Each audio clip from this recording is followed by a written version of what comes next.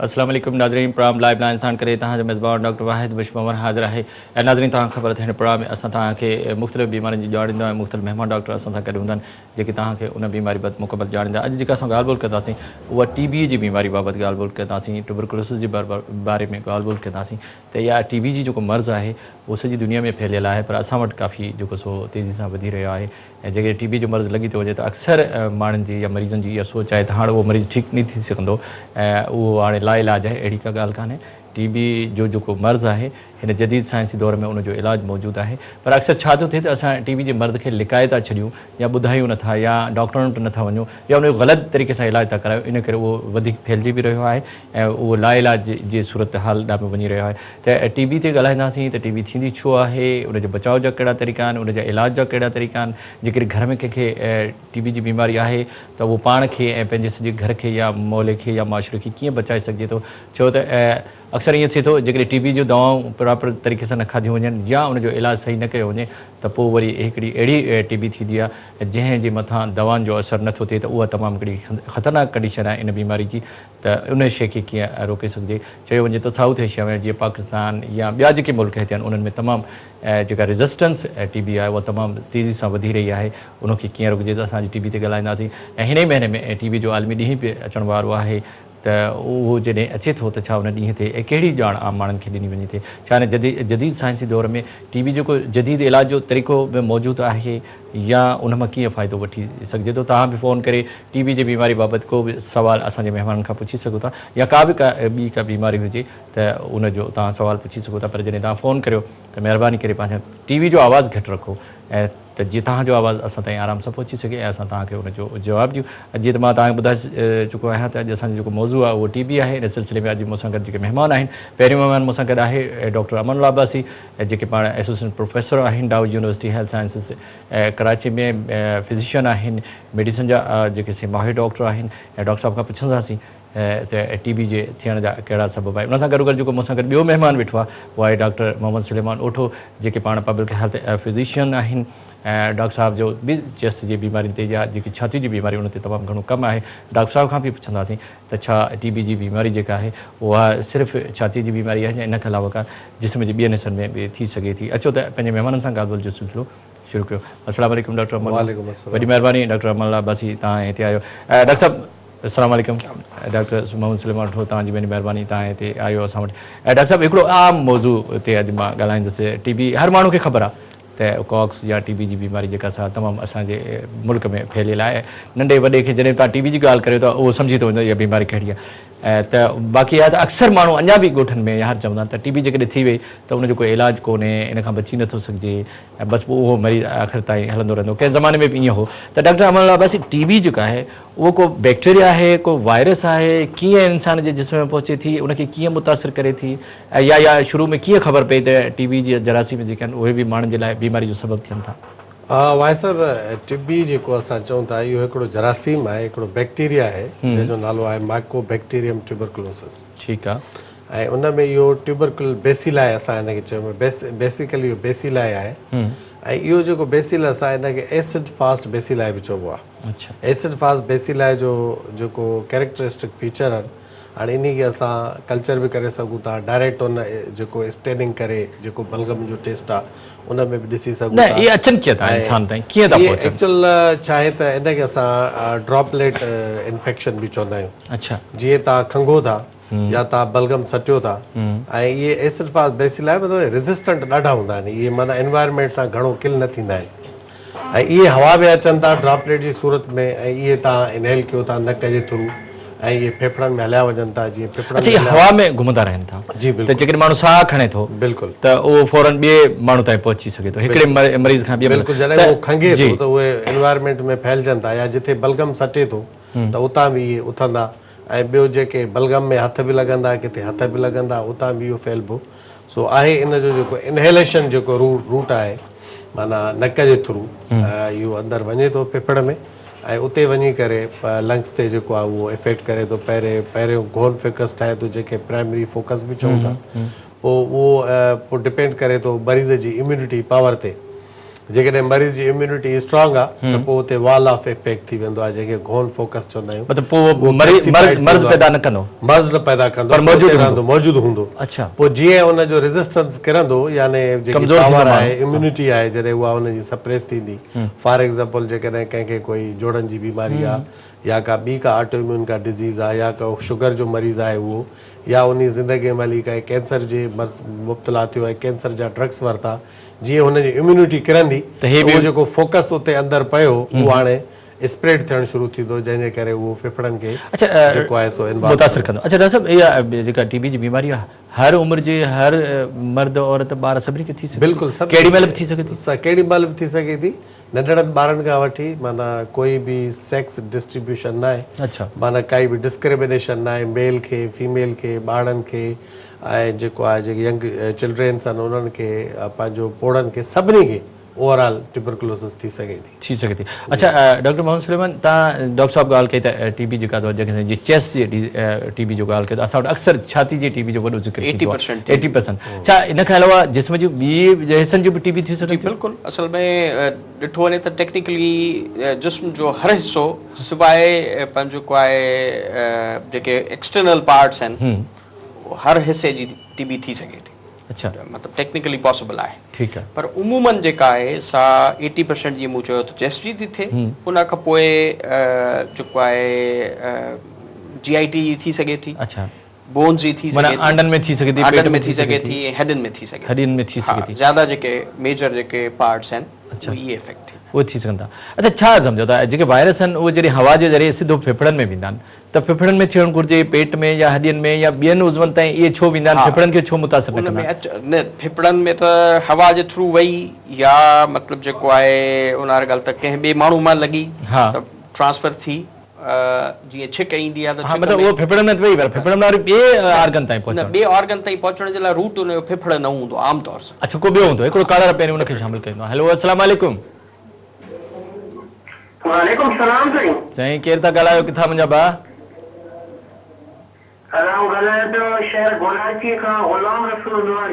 गुलाम रसूल, पंहिंजी टीवी जो आवाज़ घटायो, असां अॼु टीवी ते ॻाल्हाए रहिया आहियूं, डॉक्टर साहब महिमान असां सां गॾु आहिनि, छा सवाल पुछंदो? ख़ारिश तमामु इंतहाई दर्जे ताईं वधी वई हुई ऐं हुन खां पोइ जेको सो मूं काफ़ी इलाज बि करायो ऐं तक़रीबन 12 महीना ख़ारिश मूंखे हली, पर उहा ख़ारिश कोन छॾी। फिंजेक्स कैप्सूल आहे, फिंजेक्स 150 मिलीग्राम जा, उहो 8 ॾींहं खाइणो पवे थो ऐं उहो आऊं खां थो जेको सो मूंखे फ़ाइदो थी थो वञे ऐं तक़रीबन विच में 2 महीना खनि छॾे वई, वरी बि थी वई आहे। साईं उन बदन ते सलड़ा दाणा निकिरी अचनि था। ठीकु आहे, इन जो तव्हांखे जवाबु ॾियूं था। डॉक्टर सलमान, तव्हां ॿुधायो त चए थो मूंखे ख़ारिश आहे, मां मुख़्तलिफ़ दवा वठां थो त ठीकु आहे, ऐं जेकॾहिं नथो वठां त वापसि? एक्चुअली हाणे हिन में 2 ॻाल्हियूं थी सघनि थियूं। हिकिड़ो त उहो ई अगरि एलर्जिक को इशू आहे त उहो वरी एक्सपोजर थींदो हूंदो त वरी थी सघे थी। हाणे उसूलनि त इहो आहे त चङी तरह सां हिन जो ॾिठो वञे टेस्ट करे त इशू छा आहे ऐं अगरि एलर्जी आहे त कहिड़ी शइ सां आहे, पोइ हुनखे डर्मेटोलॉजिस्ट खां ओपिनियन वठनि। ॿियो इहो ट्यूबरकुलोसिस वल्गारिस बि थी सघे थी, पर इहो छो त ट्यूबरकुलोसिस वल्गारिस में स्किन इन्वॉल्व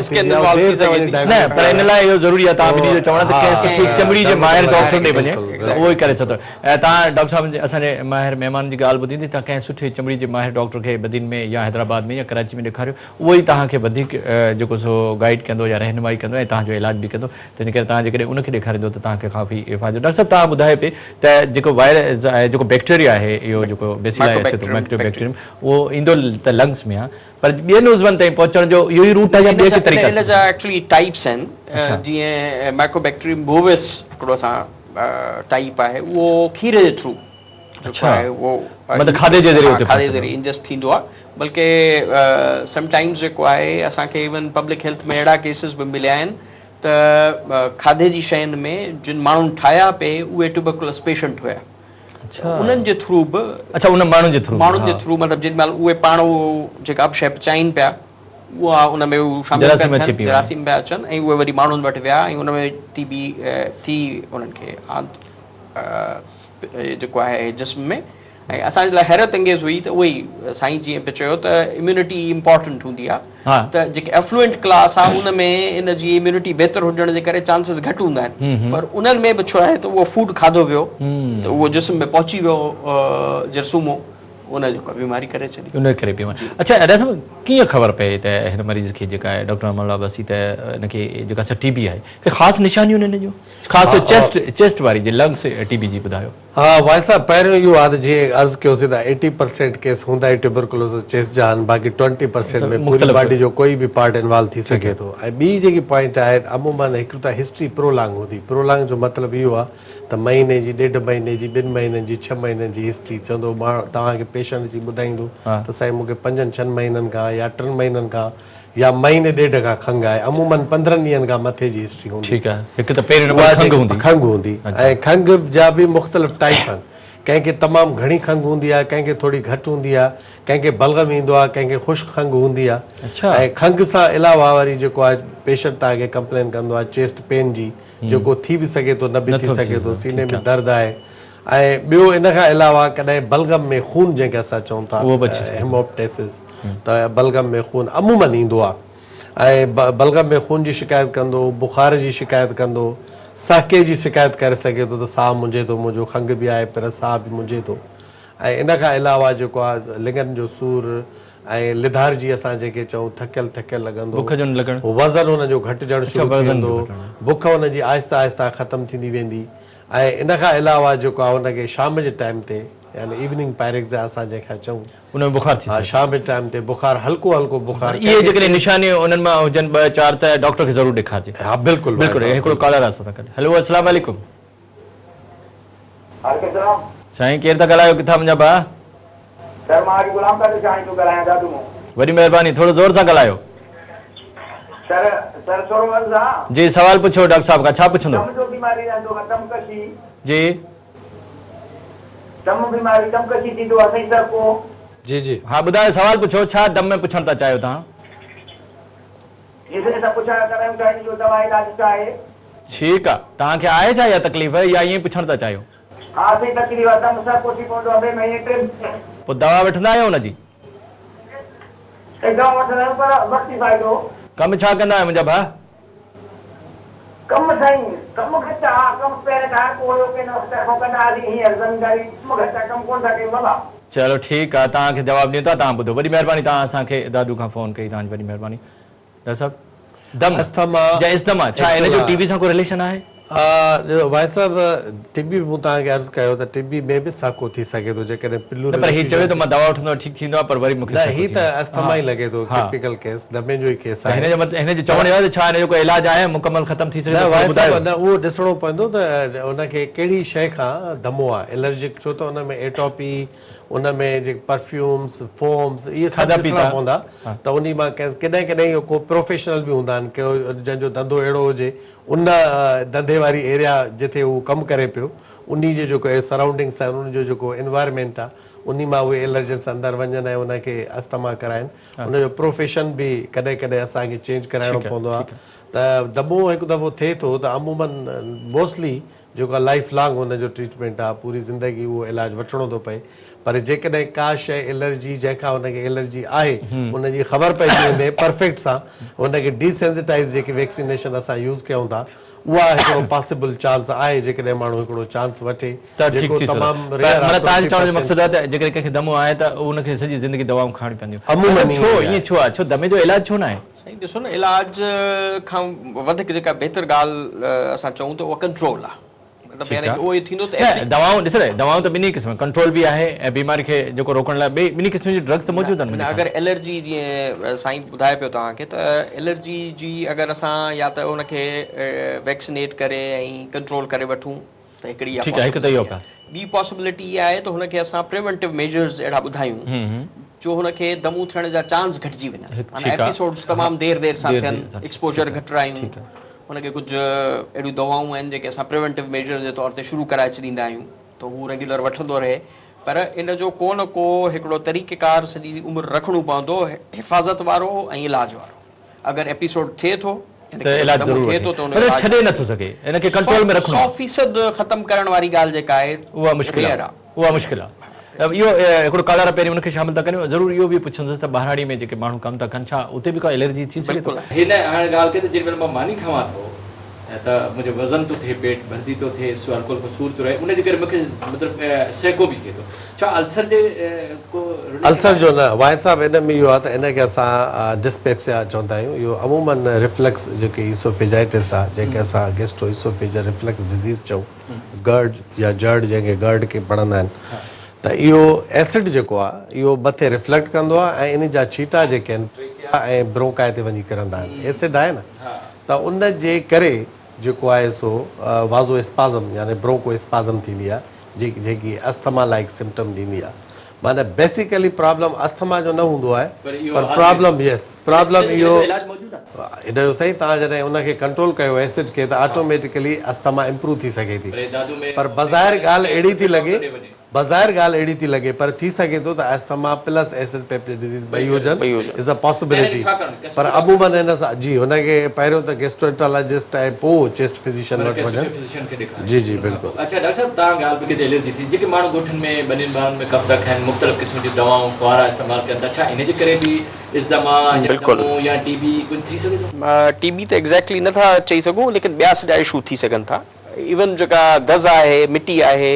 उन में बि कमु करण सां उनजी एलर्जी थिए थी असीं जेके ऑर्गेनोफॉस्फोरस कंपाउंड्स जेके असां कयूं था ॿिनी ॿारनि में इस्तेमालु कयूं था फुआरे जे लाइ स्प्रे जे लाइ उहो अगरि असां प्रॉपरली प्रिवेंटिव मेजर्स न वठूं पंहिंजो नकु बंदि न रखूं हवा जे अगेंस्ट जेको आहे उन्हनि खे फुआरे खे न कयूं मतिलबु कयूं त उहो हवा सां असांजे अंदरि वञी सघे थो ऐं उहो एलर्जी जो वन ऑफ दी कॉज़िस आहे मेजर कॉज़िस आहे ऐं उहो ज़ाहिर आहे पोइ सब्सिक्वेंटली असां सभु हुन अॼुकल्ह ट्यूबरक्लोसिस जा एक्सपोज़ड हूंदा आहियूं जेतिरी प्रिवेलेंस आहे असां वटि पाकिस्तान में सभु एक्सपोज़ड आहियूं ऐं असां वटि समहाउ उहोई HIV या को बि ॿियो रीज़न थिए थो जंहिंजे करे इम्यूनिटी घटि थींदी त ट्यूबरक्लोसिस थियण जा चांसिस हमेशह रहनि जीअं डॉक्टर साहब ॿुधायो त जेके असां वटि 80% जेको आहे फेफड़नि पर जेके ॿियूं टीबियुनि जो तव्हां जेके उन्हनि जूं बि साॻियूं निशानियूं हूंदियूं आहिनि न उन्हनि जूं निशानियूं मुख़्तलिफ़ हूंदियूं उहे जीअं पर इहो जेको हिकिड़ो हा वज़न घटि थियण वारी जेका हिकिड़ी ॻाल्हि आहे उहा इम्पॉर्टेंट आहे प्लस इहो जेको फीवरिश स्टाइल साॻियो थी सघे थो ऐं जीअं फॉर एग्ज़ाम्पल इहा असां ॻाल्हि कई त जेका हॾियुनि जी टीबी आहे उहा तमामु ख़ुशूसी अंदाज़ में हिकिड़ो मतिलबु उनजा साइन्स एंड सिम्टम्स हॾियुनि सां रिलेटेड ई मिलंदा आहिनि ऐं उहा उनजो इलाज बि जेका ड्यूरेशन आहे सा आम इलाज खां मथे वधीक हा हॾियुनि में सूर हॾियुनि जूं जेको मतिलबु फॉर एग्ज़ाम्पल अगरि वॾियुनि हॾियुनि में आहे त उनजी जेका वेट बियरिंग कैपेसिटी आहे सा घटि थी वेंदी फ्रैक्चर्स थी सघनि था ऐं अगरि जेका कॾे जी हॾी आहे उन में आहे त उन में हिकिड़ी ख़ासि पॉट्स डिज़ीज़ असां चवंदा आहियूं निशानियुनि में फ़र्क़ु आहे डॉक्टर साहब तव्हां ॿिनी सां ॻाल्हियुनि जो सिलसिलो जारी आहे वक़्तु जो वक़्ते जो अञा अॻिते बि टीवी ते जेको सो ॻाल्हाईंदा आहिनि नाज़रीन वठो था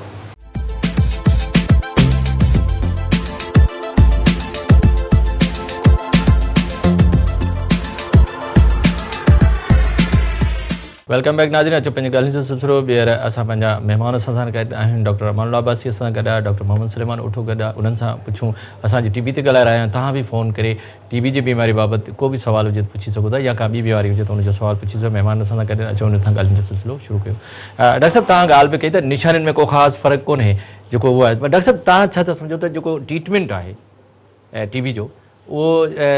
जेका फेफड़नि जी टीबी आहे उहा या ॿियनि जेको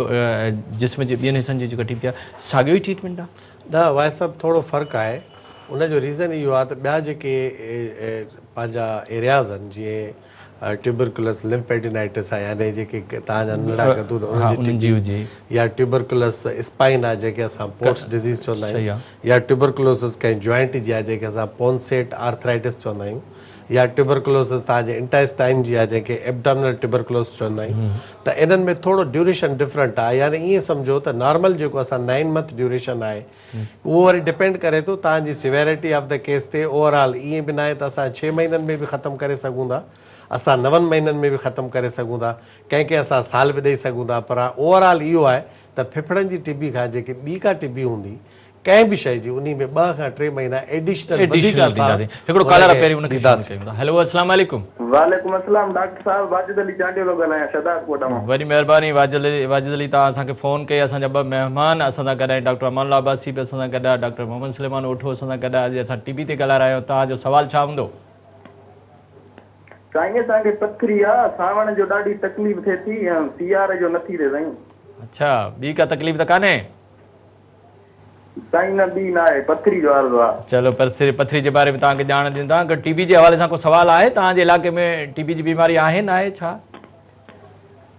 साईं अलाह पनाह ॾींदो, अञा त न आहे। चलो सुठी ॻाल्हि आहे, न हुअणु घुरिजे। तव्हांखे जवाब ॾींदो, वॾी महिरबानी तव्हां असांखे फ़ोन कई। ऐं ॾिसो, पब्लिक अचे थी, हर कंहिंजा पंहिंजा मसइला आहिनि। डॉक्टर सुलेमान, तव्हां छा था सम्झो पथरी जी बीमारी पास वटि आम आहे? जीअं हाणे किडनी जो ॾींहुं बि मल्हायो वियो त जॾहिं माण्हुनि खे तकलीफ़ थिए थी त इहा इन बीमारी खे कीअं बची सघे? एक्चुअली ॾिसो न, हाणे इहे वरी हुन में ॿिया सॼा फैक्टर इन्वॉल्व था थी वञनि। त जेको खाध खुराक आहे असांजी, पाणी आहे, ऐं उहे सभु शयूं, त असां कहिड़े क़िस्म जो पाणी असांखे उते मिले थो पियो, उनखे असां कहिड़े नमूने इस्तेमालु था कयूं, जेको असांखे खाइण जो तौरु तरीक़ा आहिनि, उहे कीअं? उन में कुझु अहिड़ियूं शयूं आहिनि, ऐं कुझु माण्हू अहिड़ा प्रोन हूंदा आहिनि, उन्हनि में स्टोन ठहण जूं जेका स्पीड या पॉसिबिलिटीज़ वधीक हूंदियूं आहिनि। पर जेकॾहिं कंहिंखे स्टोन आहे त हाणे छा करे? फौरन डॉक्टर उहो, हा, उन में इहो डिपेंड इहो थो करे त साइज़ छा आहे ऐं मसइलो केतिरो आहे, त उहो मालूम करणु तमामु ज़रूरी आहे। ऐं जेतिरो जल्दी मालूम कंदो त उनजो इलाजु ओतिरो आसान ऐं जल्दी थी सघे। कंहिं मतिलबु गुर्दनि जे माहिर डॉक्टर वटि वञे, उते वञी पंहिंजो इलाजु कराए त बहितर थी सघे थो। बिल्कुलु। अच्छा डॉक्टर साहब, ॻाल्हि पई हली त इलाज जी पई हली, त तव्हां छा सम्झो त 6 महीना या 4 महीना या 8 महीननि में जेकॾहिं को मरीज़ बाक़ाइदे उनजो पाबंदी सां इलाजु करे त टीबी ख़तमु थी सघे थी? बिल्कुलु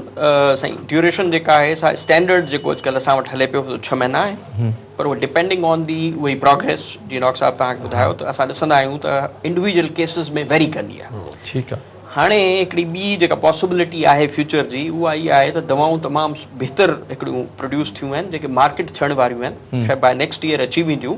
त उन में इहा ड्यूरेशन जेका 6 महीना आहे सा 2 महीननि ताईं रिड्यूस थी सघे। ठीकु आहे, इहा पॉसिबिलिटी आहे। अच्छा जी, इहा पॉसिबिलिटी आहे। पर जेका ॿियूं टीबियूं आहिनि जेके फेफड़नि खां अलावा, उन्हनि जी ड्यूरेशन छा आहे? उनजी ड्यूरेशन वधी वेंदी आहे, उहो साल खां वठी 18 महीना ऐं 2 सालनि ताईं बाज़ केसिस में, जीअं पॉट्स डिज़ीज़ असां कई पई, त छा त उहो उन लाइ वधाइण अच्छा उनजो इफेक्ट एॾो देरि सां थींदो। अच्छा डॉक्टर साहब, अक्सर माण्हू छा कंदा आहिनि त जॾहिं टीबी जो मर्ज़ लॻो, तव्हां हुनजी तशख़ीस कराई या इन्वेस्टिगेशन कराई, डॉक्टर साहब तव्हां हुनखे हिदायत कई बाबा तव्हां 6 महीना तव्हांखे दवा खणी आहे, पर महीनो ॾेढ या 2 महीना दवा खणण खां पोइ मरीज़ छॾे ॾींदा आहिनि, इहे छो कंदा आहिनि? हा वाहिद साहिब, ॻाल्हि इहा आहे त टीबी जो ड्यूरेशन ऑफ ट्रीटमेंट तमामु लंबो आहे, नंबर 1। नंबर ॿियो त मरीज़ जॾहिं शुरू में दवा खाए थो ऐं उहो पंहिंजे सिम्टम्स में बहितरी महसूसु करे थो, त पोइ उहो पंहिंजी हलाए थो। पंहिंजी हलाइण जो मक़सदु, हा हाणे मां ठीकु थी वियो आहियां, दवा छो खावां? हाणे डॉक्टर वटि वञण जी या दवा वठण जी का ज़रूरत न आहे। हिकु इहो इनखे असां ड्रग कंप्लायंस में, यानी जेके ड्रग वठी करे छॾे ॾियनि। ऐं ॿियो वरी इन में जेको ॿियो फैक्टर आहे त दवा खाइण सां कंटिन्यू लाज़मी सी ॻाल्हि आहे, तव्हां 5-6 टेबलेट खाओ था नेराने, इहो हिकिड़ो ॾाढो ॾुखियो बि आहे खाइणु डेली। हा, त हाणे इहो बि हिकिड़ो फैक्टर आहे, त उहो साइकोलॉजिकली इंसानु जेको आहे थोरो सो उहो बि थिए थो। ऐं ॿियो वरी साइड इफेक्ट्स बि कॾहिं कॾहिं इहे सभु जेके ड्रग्स आहिनि, हेपेटाइटिस बि कराइनि था, गैस्ट्राइटिस बि कराए सघनि था, कॾहिं गाउट बि थी सघे थी, कॾहिं अखियुनि ते प्रॉब्लम बि थी सघे थो, कॾहिं पेर सुन थी सघनि था, हाज़मो ख़राब थी सघे थो। बिल्कुलु, हाणे इहे सभु शयूं पॉसिबल आहे त उहो साइड इफेक्ट टॉलरेट नथा कनि। ऐं वरी के वरी पेशेंट अहिड़ा बि हूंदा आहिनि जेके चवंदा आहिनि त असां महीनो ॾेढ खाधीसीं, हाणे तबियत सही थी वई आहे, वधीक डॉक्टर जी केरु ॿुधे, उनखे ब्रेक करे छॾींदा आहिनि। ऐं इन करे अच्छा डॉक्टर साहब, इन ई सवाल खे कंटिन्यू करणु, जेकॾहिं 2 महीना कंहिं मरीज़ दवा खाधी या 3 महीना खाधी ऐं दवा बंदि करे छॾी, इन जा नुक़सान कहिड़ा आहिनि? इन में वॾे में वॾो जेको नुक़सानु आहे सो इहो ई जेका तव्हां शुरू में इंट्रोडक्शन में ॻाल्हि कई, त इहा कन्वर्ट थी वञे ड्रग रेज़िस्टेंट टीबी में। उहे दवाऊं जेके फर्स्ट लाइन ट्रीटमेंट जेको असांजो आहे उहो इनइफेक्टिव थो रोके था, हिकिड़ो कॉलर आहे उनखे शामिल कयूं था। हेलो अस्सलाम वालेकुम। हेलो अस्सलाम वालेकुम साईं। जी आरज़ू साईं, असांजो इहो आहे त मुंहिंजी नंढड़ी खे टीबी आहे, कोई चवनि था फिफड़नि में आहे, कोई चए थो पिता जी ॻाल्हि आहे हद में आहे। असांजो आरज़ू इहो आहे त इनजी मालूमात साईं कीअं थिए, कई वटि वञूं, कहिड़े सेंटर सुठे ते, इहा असांखे मालूमात पूरी तफ़सीस थी वञे त बाबा वाक़ई आया की टीबी आहे या को ॿियो प्रॉब्लम। तव्हां किथां पिया ॻाल्हायो दादा? असां ज़िला घोटकी सां ॻाल्हायूं था साईं। कंहिं डॉक्टर वटि विया आहियो? इहो ई आहे त माना हा साईं, माना असां ज़िले घोटकी सां ॻाल्हायूं था साईं, ॾेर की शहर खां। ठीकु आहे, ठीकु आहे। तव्हां इहो आहे त मुंहिंजी हेलो नंढड़ी खे जेको आहे तकलीफ़ इहा आहे त साईं माना जेको आहे न माना साह खणण में वॾी तकलीफ़ महसूस थींदी आहे फिजिशियन खे ॾिखाए ॾिखाए थकी पियूं उमिरि घणी आहे हुनजी मालूमात थिए उमिरि घणी आहे हुनजी उमिरि हुनजी 20 साल 20 साल 20 अच्छा साल साईं ठीकु आहे डॉक्टर चवंदा हिनखे टीबी आहे हा डॉक्टर साईं न तशख़ीस नथा करनि कंहिं महिल चवनि था पा डॉक्टर चवनि था फिजिशियन आहे हा पा वरी चवनि था त कान्हे हाणे असां मुंझी पियूं त साईं कीअं ठीकु आहे हाणे तव्हां ॿुधो वेही डॉक्टर साहिबु तव्हांखे जवाबु ॾियनि था तव्हां ॿुधो जेको तव्हांखे मशवरो ॾियनि उहो तव्हां कयो वरी महिरबानी तव्हां असांखे फ़ोन कयो डॉक्टर साहिबु तव्हांजो सुवालु अञा बाक़ी आहे उन ते हलंदासीं तव्हां हिनखे कहिड़ो मशवरो ॾींदो हे चए थो त मां घोटी सां ॻाल्हाए थो किथे वञा कीअं पंहिंजी तशख़ीस करायां त मुंहिंजी जेके नियाणी आहे उनखे टीबी आहे या का ॿी बीमारी आहे पहिरीं ॻाल्हि इहा तव्हां बि सखर वेंदा रहंदा किथे वञे वाहिद साहब पहिरीं ॻाल्हि इहा आहे त पहिरियों त डिटेल हिस्ट्री वठणी न पवंदी किथे वञे चए थो मां किथे वञी पंहिंजी तशख़ीस उते जेको सिविल हॉस्पिटल आहे घोटकी उते वञी हुन में बि फिजिशियन आहिनि बिल्कुलु ऐं सखर हॉस्पिटल आहे सिविल उते तव्हां मेडिकल कॉलेज बि आहे उते वञे चेस्ट स्पेशलिस्ट बि आहे अच्छा त सखर हलिया वञनि उते काफ़ी चेस्ट फिजिशियन वेठा आहिनि त उन्हनि खां वञी उते बि तव्हां सिविल हॉस्पिटल सखर में बि वञी करे ॾेखारे सघो था जेको मेडिकल कॉलेज सां एफिलिएटेड आहे त टीचिंग हैदराबाद कराची बि वञी सघनि हैदराबाद बि अची सघनि था कराची बि अची अच्छा सघनि डॉक्टर साहिबु जीअं हिन चयो त मां कंहिं डॉक्टर खे कोन ॾेखारियो इहा ॻाल्हि मुंहिंजे ज़हन में स्ट्राइक कयो पर हिनखे टीबी आहे हुन पंहिंजे तरफ़ां कीअं चई छॾियो त हिनखे टीबी आहे हुनजो चवणु इहो त कुझु माण्हू माण्हू आम माण्हू कुझु डॉक्टर चवनि था त आहे कुझु चवनि था कोन्हे त ही छा करे हिनखे हा त उन लाइ अहम ॻाल्हि इहा ई आहे त जेको चेस्ट फिजिशियन आहे पर्टिकुलर या फिजिशियन को या को फिजिशियन बि even physician can also identify हा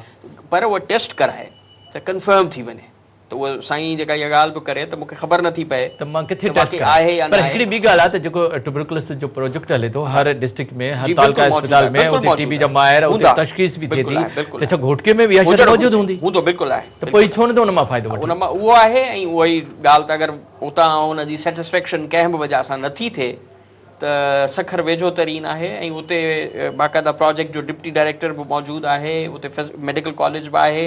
त हिक खां वधीक फिजिशियन ऐं हिक खां वधीक चेस्ट फिजिशियन बि मौजूदु आहिनि ऐं तशख़ीस जा सभु मामलात ऐं दवाऊं फ्री ऑफ कॉस्ट सभु मौजूदु सभु मिलंदियूं बिल्कुलु मुंहिंजे ख़्याल में तव्हांजी ॻाल्हि जेका असां अॻिते ॿुधी वठी हूंदी तव्हां सखर में वञो उते सभु शइ मौजूदु आहे पर घोटकी में बि मौजूदु आहिनि टीबी जा सेंटर मुख़्तलिफ़ खुलियल आहिनि उते वञी तव्हां पंहिंजी तशख़ीस कराए जेकॾहिं टीबी आहे त उनजो इलाजु करायो जेकॾहिं को ॿियो मर्ज़ बि आहे तॾहिं बि ज़ाहिर थी वेंदो उनजो इलाजु थी वेंदो पर शर्त इहो तव्हांखे वञिणो पवंदो बाक़ी आम माण्हुनि जे चवण ते तव्हां जेको सो चवंदा त भई फलानी बीमारी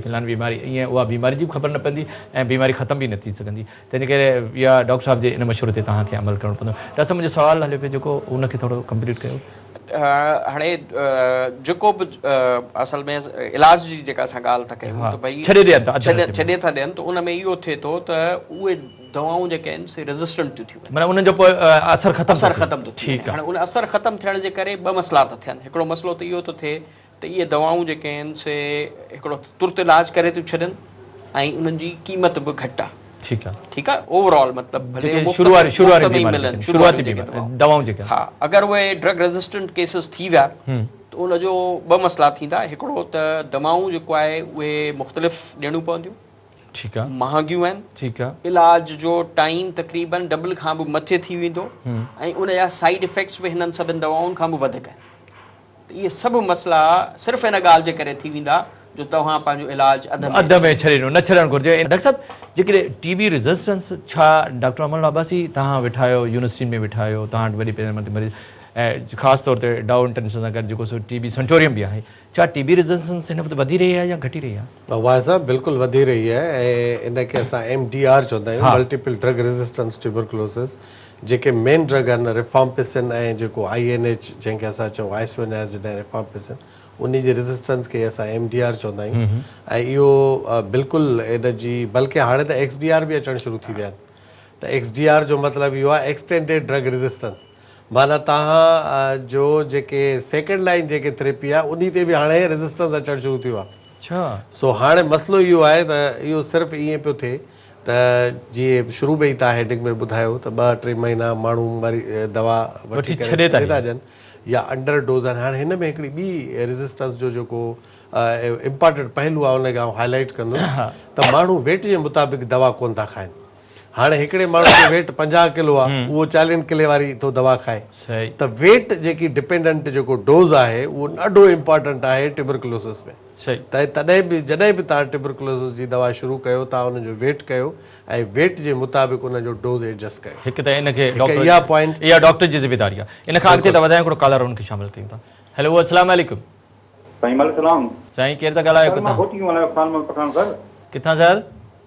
हाँ घोटी में साईं वॾी महिरबानियूं ख़ानमंद छा पुछंदो सर मुझे गले में ॾाढी तकलीफ़ थिए थी मुझे साह मुंहिंजे थो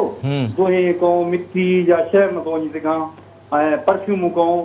ॾाढी मुंहिंजी मतिलबु तबियत ख़राबु आहे पटियाला कोर्ट में नहीं घोटकी में पोइ कंहिं वकील आहे पाण सेट वग़ैरह ॿियो मतिलबु गलो यकदमि मुंहिंजो गलो बंदि थी वेंदो आहे नी कंहिं डॉक्टर खे ॾेखारियो अथव सर गले वारे खे ॾेखारियो घोटकी में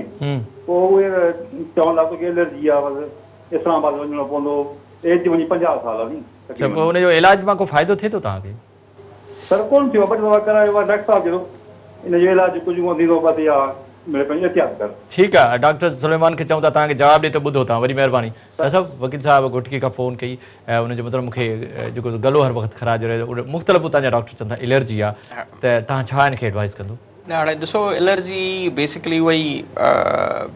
आहे त हिकिड़ो त पाण सां ई चए थो त परफ्यूम लॻाइण सां इन्हनि जेको एनवायरमेंट खां मुख़्तलिफ़ एनवायरमेंट उन्हनि शयुनि खां ज़ाहिर जेके कनि थियूं उन्हनि खां एक्सपोजर खे अवॉइड करणु नंबर 1 थी थो नंबर 2 उनजो पार्ट इहो थी सघे थो त जेके प्रिवेंटिव मेडिसिन्स आहिनि जेके इन खे बचाइनि थियूं उन्हनि खे इस्तेमालु करे उन्हनि खे इस्तेमालु करे टी ॻाल्हि इहा आहे त उहो जीअं ई अगरि इहो मसइलो थियणु लॻे त उनखे इनिशियल स्टेजिस ते ई अगरि उनखे उनजो ट्रीटमेंट शुरू करे सघे सुठे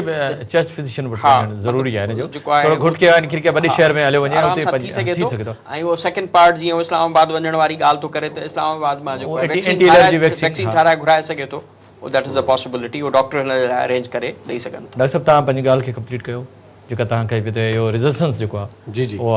हाणे इहो आहे त वाहिद साहिबु अहिड़े नमूने सां रेज़िस्टेंस वधंदो थो वञे हिकु त डोज़ डिपेंडेंट दवा न आहे ॿियो जॾहिं जेके वठनि था उहे छॾे था ॾियनि ऐं ॿियो इन खां अलावा ॿियो इहे बि पॉइंट आहिनि त के माण्हू इहे आहिनि त कंहिंखे ग़रीब गुरबत जे करे उहे ड्रग्स वठी नथा सघनि या जेके सेंटर्स मौजूदु आहिनि उहा उन्हनि खे नॉलेज ई न आहे उन्हनि खे ॼाण ई डॉक्टर साहिब इन्हनि खे कीअं बचिजे रेज़िस्टेंस खे कीअं रोके सघिजे हुन में ॾिसो न इहा अहम तरीन ॻाल्हि इहा ई आहे त जेको डॉक्टर जेॾी महिल उनजो डायग्नोसिस करे त पेशेंट खे इहे सभु पहलू तमामु तफ़सील सां चङे नमूने उनखे ई उन सां गॾु जेको माण्हू जेको जीअं डॉट्स जेको असां तरीक़ेकार ताकी पेशेंट जेको आहे उनखे कंप्लायंस खे अश्योर कयो ऐं स्पेशली इहे जेको इनिशियल 2 महीना हुजनि था जेको इनिशियल फेज़ असांजो आहे जंहिंमें असां आमतौर सां 3 या 4 दफ़ा पर हिनखे रोके न सघिया आहियूं पोइ बि रेज़िस्टेंस वधंदो पियो न सही ॾिसो न उन में उहो ई चवां थो न अगरि फॉल्ट थो अचे या डिफॉल्ट थो अचे ॿिन्हिनि मां को बि हिकिड़ो प्रॉब्लम थिए थो